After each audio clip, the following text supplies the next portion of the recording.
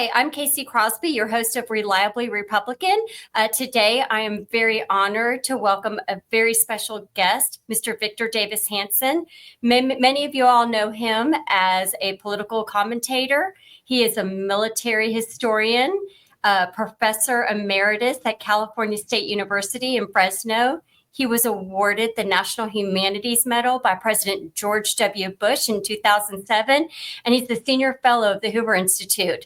I also learned that Mr. Hanson has written or edited approximately 26 books. And Mr. Hanson, I just want to welcome you to Reliably Republican today. It's an honor for me to have you here. And, since I sort of ended the intro on the fact that you have written and edited so many books, it's my understanding that you are getting ready to come out with a new book or a new edition of a book. Can you comment and tell us a little bit about that, when to expect it, and a little bit about it? Yeah, I wrote a book a year ago, the hardback, and then I updated the paperback that comes out in early September.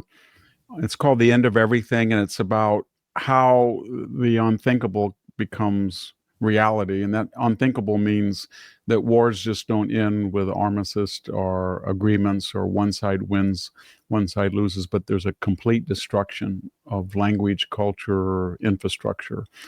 It's very rare, but I looked at classical Thebes, a Greek city-state that Alexander the Great destroyed, Carthage that Scipio Aemilianus destroyed in 146 BC. I mean, he leveled the whole, and there is no more Carthaginian language or culture after that. And then I looked at the fall of Constantinople and the destruction of Byzantine culture, which became Istanbul. And then the destruction of Tenochtitlan, the capital of the Aztec Empire, by Hernan Cortés in 1519 and 1521, a 3-year period. And why did this happen? Most of these civilizations didn't realize they were in decline. They had fooled themselves. They thought their allies would help them. They weren't self-sufficient. The allies made a cost-to-benefit analysis that they weren't worth it, or it'd be too dangerous to help them. They didn't realize what the nature of Alexander the Great was, or Scipio, or Cortés. They thought that they might be able to negotiate with these people, and they weren't. And so then the epilogue, and then the updated epilogue is, could this ever happen again? Especially in the age of nerve gas, biological weapons, AI, nuclear weapons. And I think it could. And, especially if you look today, what people are saying. For example, Mr. Erdogan in Turkey has promised, I've been trying to research what he says, but he said he would like to wipe out Israel. He said he would like to send missiles into downtown Athens. He said he had a solution that his grandfathers had used to get rid of the Armenians. We had Kim Jong-un threaten to nuke South Korea. I think I counted 22 people in the Russian military, media, and political sphere who promised to use tactical nuclear weapons against Ukraine. All of these we write off as impossible in the modern age, but human nature being what it is, there's conditions under which this could occur. I'm on the political side of things, obviously, as co-chair of the Republican National Committee.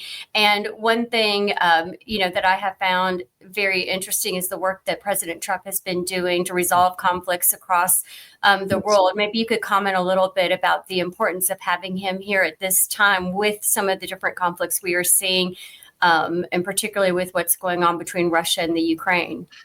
Yes, and he's deliberately looked at areas that were intractable. For example, the Armenians in Azerbaijan, or the Congo and Rwanda, or Kosovo and Serbia, or Thailand and Cambodia, and especially Ukraine and Russia and the Middle East.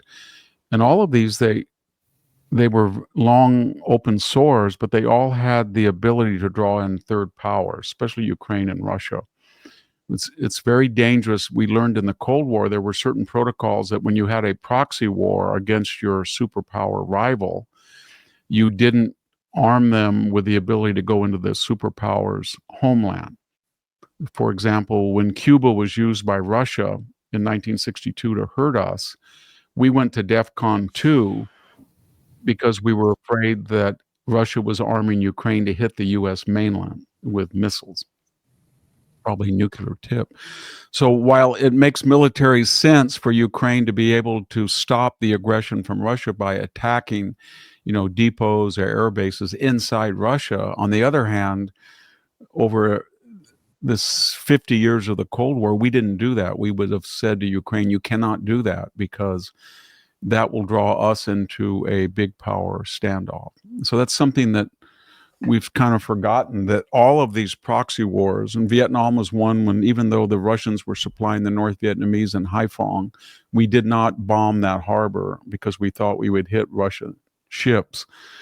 So military logic dictates that when we send missiles or drones or high long-range artillery to Ukraine, it makes sense for them to hit targets inside Russia from which the enemy is drawing support. But on the other hand, it's something we didn't do before because of the provocative nature of that. And that's why so many Russians feel that they have a one-sided advantage. They can do it to Ukraine, but Ukraine can't do it to us because they feel that would draw Europe and the United States into a one-on-one conflict with Russia. And I know the military and our diplomatic corps said, that's crazy. Putin's just bluffing. Don't even consider that. He just wants to have a one-sided advantage. That's true, but we historically thought that the risks were too great to even think of it. And now we're sort of lowering the bar. And we've given Ukraine the weapons to destroy sophisticated Russian airplanes, Russian refineries, etc., even to go all the way into Moscow. So it's with drones. So we'll have to be very careful about that. Yeah, what do you think about the recent meeting between Putin and Trump in Alaska? The Democrats went in meltdown saying that it was unsuccessful and nothing happened. And then we see a few days later all the European leaders coming into the West Wing. Can you kind of comment about the significance of that? I didn't understand their criticism because for 4 years they were in control. We had no strategy. When asked about the Ukrainian war, all Biden would say is whatever it takes, but he never defined that. He had no strategy either to get a settlement. He said that Putin was a thug, true, a murderer, true, a dictator, true, but that's not a way that you talk about somebody you have to negotiate with. So there were no negotiations, and yet he gave them enough weapons not to be overrun, but not enough to make any progress toward victory, but he was not willing to negotiate a settlement, partly because he had said that he wouldn't react if it was a minor invasion on the eve of the Russian February 24th, 2022 invasion of Ukraine. And I think most people agree that that was because of the humiliating August 2021 pullout from Afghanistan that destroyed U.S. deterrence. So he was culpable. And then he made things worse in the first week by offering to fly out Zelensky. So at that point, he had no credibility, and Putin wouldn't have listened to him anyway. So then he trickled in enough stuff so Ukraine would not be overrun, but he had no strategy. So Trump comes in and tries to, be even-handed. I think he was rhetorical when he said he could solve the problem in one day. It's intractable. It's like Stalingrad. It's almost gone on as long as World War II on the Eastern Front. There's been 1.5 million dead, wounded, killed, captive, missing. And Trump is the only person. I've been chronicling what people said, and it's amazing how the European leadership and the American left and the never Trump right have never once really said this is a humanitarian disaster. These young kids are getting slaughtered. That's all Trump talks about. He doesn't say, I want to use Ukraine as a foil against Russia. We have to find ways of keeping Russia down. He doesn't say, maybe that's a good thing to do, but he's always talking first and foremost, we've got to stop this killing. It makes no sense. I don't know if he's a builder and just war doesn't make sense to him, or he's a humanitarian, or both, but it's very funny that the left says they're so humanitarian, but they never talk about the human cost of this, only criticizing Trump for stopping the war. Yeah, I mean, that's the one thing I've heard him say time and time again is we have to stop the killing. We have to stop the killing.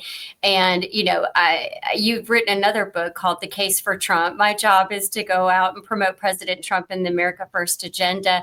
And I'm very interested, in your book, you pretty much cite the liberal meltdown as something that helped Trump. Can you just comment a little bit about your initial thoughts when you first wrote the book, and then, of course, when you updated it in 2024? Yes.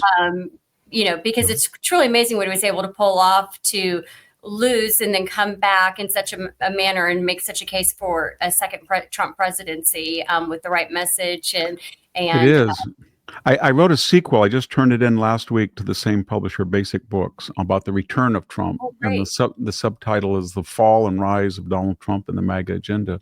It is really the most remarkable comeback that I think we've ever seen. Nixon came back, but nothing like this. It's kind of analogous to Winston Churchill, that was out of the wilderness, discredited, and then after the fall of France, they made him prime minister. Because, when you have 93 indictments and there are 25 states are trying to get you off the ballot, they raid your home, they debank you, you've been the target of 2 near successful assassination attempts.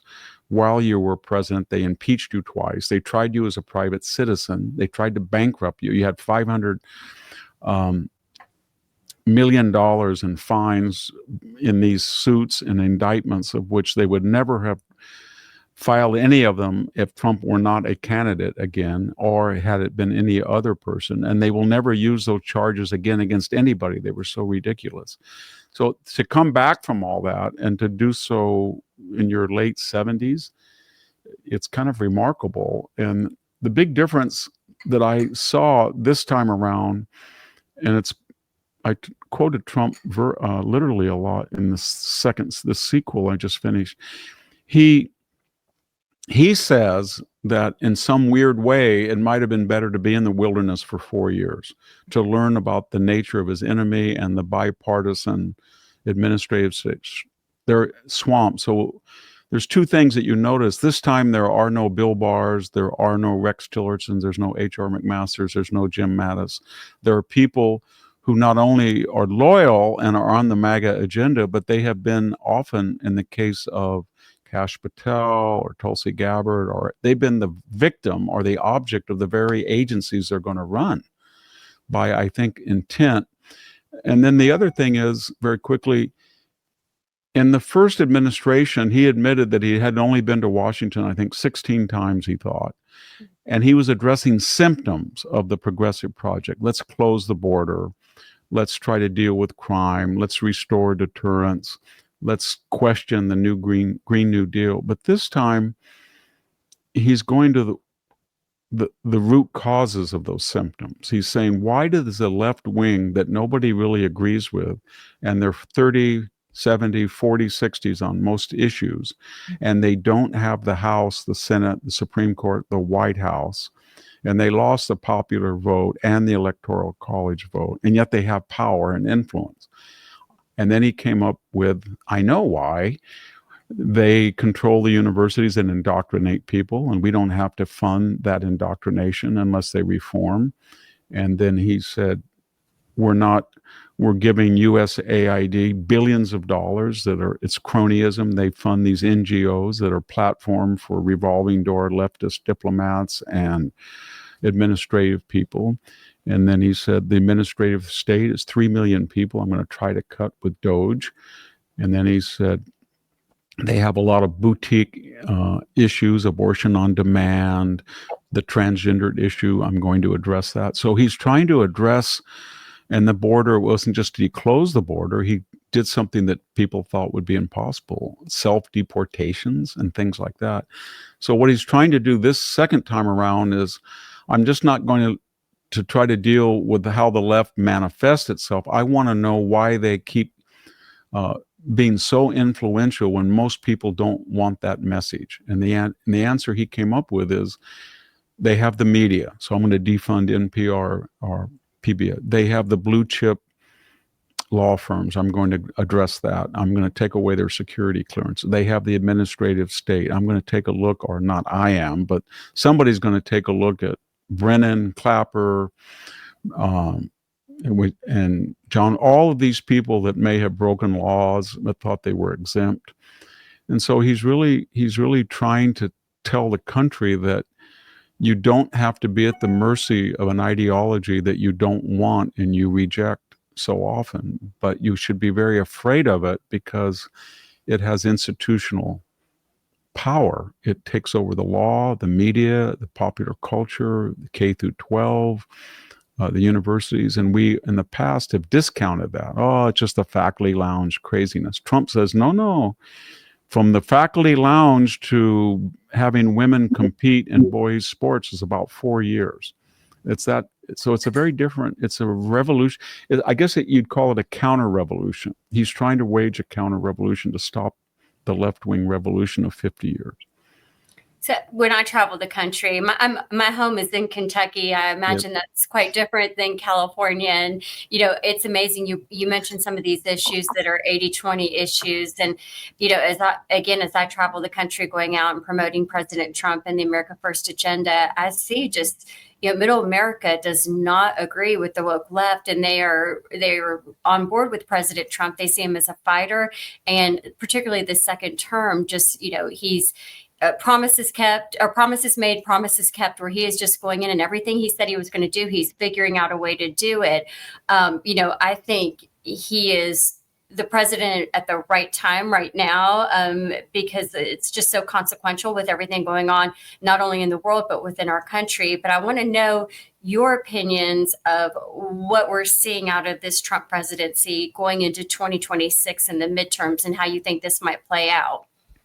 Well, we've never seen anybody so ambitious. If you look at both prior Republican candidates, presidential, that lost, and those that were successful, can you imagine that a George H.W. Bush, George W. Bush, Bob Dole, John McCain, or Mitt Romney would have tried all of these things? In other words, he's looking at everything from classical architecture to women's sports to the border, to the Smithsonian, to universities' graduation ceremonies that are racially segregated. And he's saying, I only have 4 years this time. I'm going to flood the zone. They think that I'm going to be overextended. I'm going to each day try to address in a 360-degree, 24/7 ambitious program.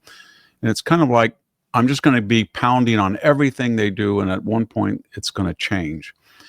So the question that everybody has is that historically, I think there's only been 3 cases in the last century and a quarter where the out party has not taken the House. And so everybody says that's inevitable. And we know that if the out party takes the House next year, the first thing they will do is impeach Donald Trump. That's just a given. And then they will have hearings, and they'll be able to subpoena, and they will do another Robert Mueller and try to run out the clock. So it's very important that they win those elections. And I think they will be predicated, not entirely, but a lot on the economy. And that's kind of depressing, because when you look at, say, the Wall Street Journal's news division, not necessarily the commentary, just to take one example, almost everything that Donald Trump is doing, they oppose. They said the tariffs were going to cause a recession. The stock market was going to crash. We were going to have high unemployment. The deportations were going to rob America of workers. It was amazing. A month ago, they had an article that said, we're going to be short workers with 1 million self-deportation. This is suicidal. Then right below it, they had the next challenge for corporate CEOs is AI that's going to replace the workforce. And I thought, well, wouldn't that be good? Because we're going to have fewer workers, according to you.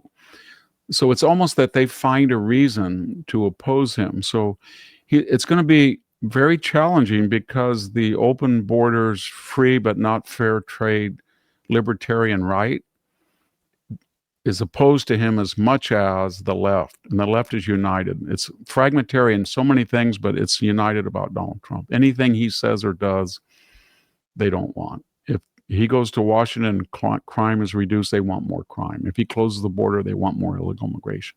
It's just Pavlovian. So there's a lot of odds against him, and it's going to boil down to, is the unemployment like it is today below 4.3%? Can he keep inflation down at 2.6? Can the GDP get up to 3 as it is likely? And can that be sustained? And does he have people in the administration that can explain that?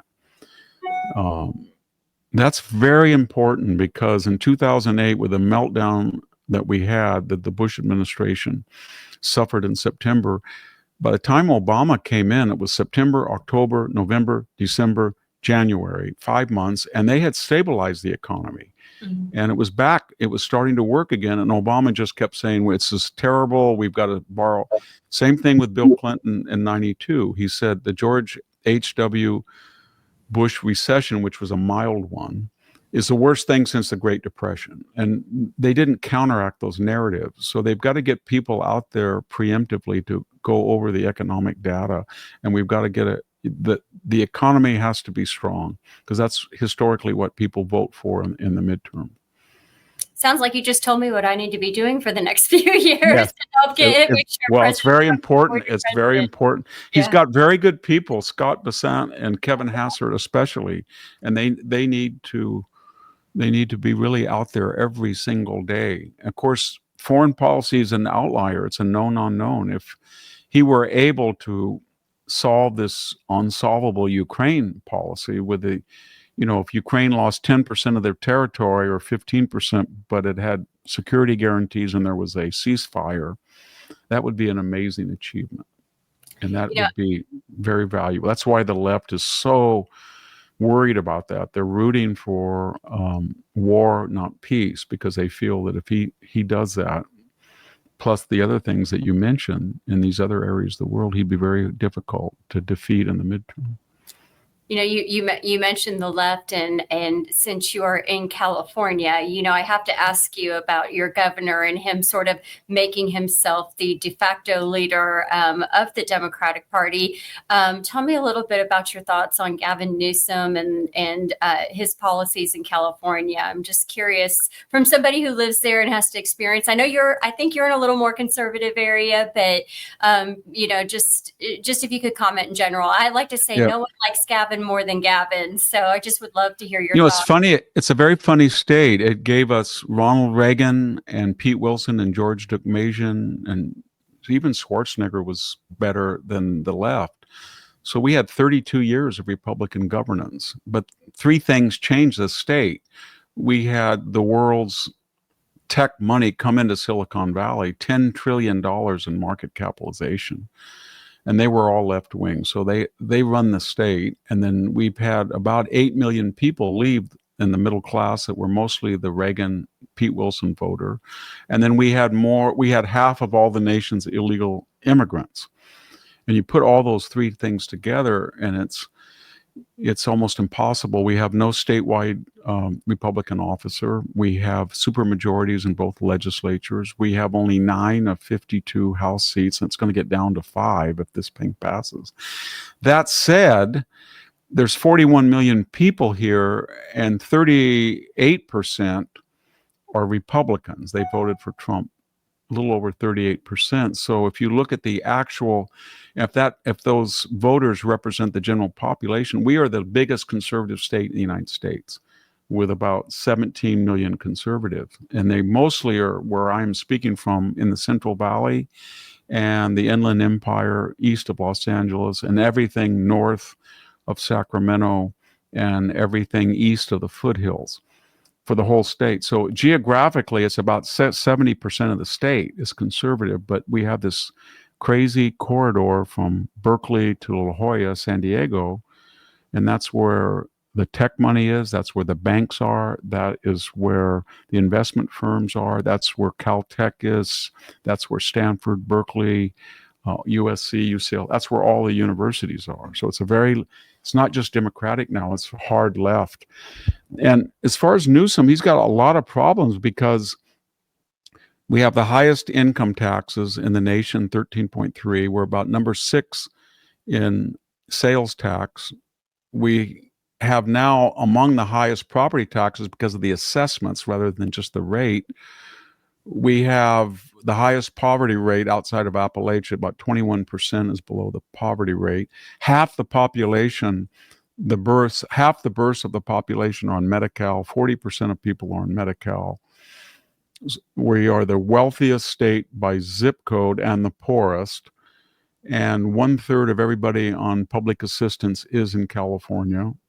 And it should only be 1/6 or 1/7. And half of all the homeless. And what is Gavin Newsom doing? Is he addressing any of these things? We have the highest gas taxes and the highest gasoline and the highest kilowatt rate in the country. He can't address any of them either because he does not want to, or he doesn't want to buck the legislature, and he wants the base to run for president. So the result is we don't hear anything about the $15 billion high-speed rail. It goes right where I'm speaking from my house here in a farm. Not one track has been laid after 12 years, probably 30 billion down the drain. So what is he doing? He's attacking Trump. He's hired these special social media gurus to copy his style. He wiggles his head. He gets tough. He uses the S word, the F word. And now he's got this crazy idea that this liberal idea was, we were told that a independent, nonpartisan redistricting commission, 4 Republicans, 4 Democrats, 2 independents, would stop the corruption. And of course, the Republicans they immediately only allowed rhinos to be on it. They redistricted, and we have 17% of the congressional seats, and yet we had almost 40% of the vote. So it's one of the most asymmetrical. And now Gavin wants to, in the middle, in an election year, he wants to go to the legislature and get 2/3, which he can get because it's supermajority, and then put it on the ballot. And he thinks he's going to get 2/3 of the state. The problem is there's a lot of independents, all the conservatives, and some liberals who are uneasy with that because the independent commission is what they wanted, and they bragged about it. They wanted the idea that it looked like it was nonpartisan, and then they could take it over. But if you get rid of it, they look so partisan. And then they're afraid as well that, as you know better than I do, if you want to go nuclear on redistricting, the Republicans are somewhere like 12 to 20 seats nationwide, less than their popular votes. And they'll lose that. Mm-hmm. And so I'm not even sure he's going to win the plebiscite that's coming up very quickly. And so I don't think he's going to. The more he's just the opposite of, say, when you saw that debate with Ron DeSantis versus Newsom. Ron DeSantis started very matter-of-factly, not impressive as far as braggadocio, but just systematically, here are the facts. The first 20 minutes, Gavin looked great. He was good looking, he was charismatic, and then after 25 minutes, you said, he has nothing to say, all he's doing is lying, and then DeSantis just buried him. And that's the way he is, that he comes across impressive for about 5 minutes, but after you listen to him, he's really one of the most dense politicians we've seen. He's cunning, but he's not bright. He's not imaginative. He has no record to run on. So I would be much more worried about a Josh Shapiro or someone, the Kentucky governor, Bashir, somebody like that. My governor. Yeah, I would be more worried. Gavin's strategy is when he has these podcasts with Charlie Kirk or Steve Bannon, it's basically, I'm going to put a little feeler out to the moderates so I can win an election. But first of all, I got to be nominated. To be nominated, I got to be crazy. I got to be hard left and fight Trump and use all these pejoratives and pornographic imagery. I got to be really crude. And then once I get the nomination, then I'm going to be Gavin the moderate. Yeah. And I don't think that's going to work. I don't think so either. My governor, he's playing the moderate, middle of the road, Mr. Rogers, and yes. Let's all get together, golly oh shucks, type of guy. And he is just as progressive and radical and supports all these crazy ideas. We're just blessed in Kentucky where we have super majorities of Republicans. He vetoes every great piece of legislation they pass. he vetoes. They come in, they override the veto, and then he takes credit for all the good things that are happening in our state. But there's a story to tell on him, and hopefully he does run for president because it keeps him out of a U.S. Senate race in Kentucky. Yeah, So. I think it's existential to use a word that they banned, the Democrats. Their problem is that they can't get anybody to appeal in a general election on energy, the border, crime, foreign policy, the economy, because they'll never get nominated. So to get nominated, you have to be crazy. And you saw it with Kamala Harris. She had the most liberal voting record in the Senate, more so than Bernie Sanders. And she was against fracking. She was against deportation. And then she tried to scramble and nuance, and it didn't work. And that's their problem. They're terrified of this new base. And that's where the money is. That's the tech money, investment money is very left wing. And they're terrified of the Squad. They're terrified of Jasmine Crockett. They're terrified of Mondami, because that gets you elected in the primaries and the convention. And yet they know that that's an albatross around their neck in the general election. So I don't know how they get out of that. Let's hope they don't. And since we're winding down on time here, but I think I will finish since you brought up Kamala Harris, and since you are a wonderful author. She has a book coming out, 107 Days, and is doing this big book tour. Maybe you could comment. I said it's kind of a guideline for dummies. Remember the old guidelines of how to spend $1 billion and still lose an election? I mean, that's sort of like how I look at her book, but maybe you can just comment a little bit. I mean, gosh, California is just the gift that keeps giving. We've got Newsom, we've got Harris, and Pelosi. Yeah, you can just go down. Jerry Brown, Barbara Boxer. That's very funny because in about a 50-mile radius of the United States, that area with tech money gave us Nancy Pelosi, Barbara Boxer, Jerry Brown, Gavin Newsom, Pelosi, and it runs the state. It used to be Los Angeles and the population Hollywood, but no, it's that area. She had a reputation here that she was, as Obama said, she's attractive, or she was young, and she had this diversity profile, but that was it. Everybody knew that. So when she was after the George Floyd riots, Biden then tried to kind of leverage that sentiment, the DI sentiment. So he announced he was going to have a black person as vice president and likely a woman. That as soon as he said that, people said it's Kamala Harris or Stacey Abrams, and which is going to hurt him more. So when he got her, everybody said in California, that's like Spiro Agnew and Richard Nixon. Mm-hmm. Nixon picked Agnew before he was found to be corrupt because he was so mediocre that no matter what Nixon did, they would not impeach him. And so the idea was Biden is a waxen effigy. He's controlled by these handlers, but you can't get rid of him because you would have her.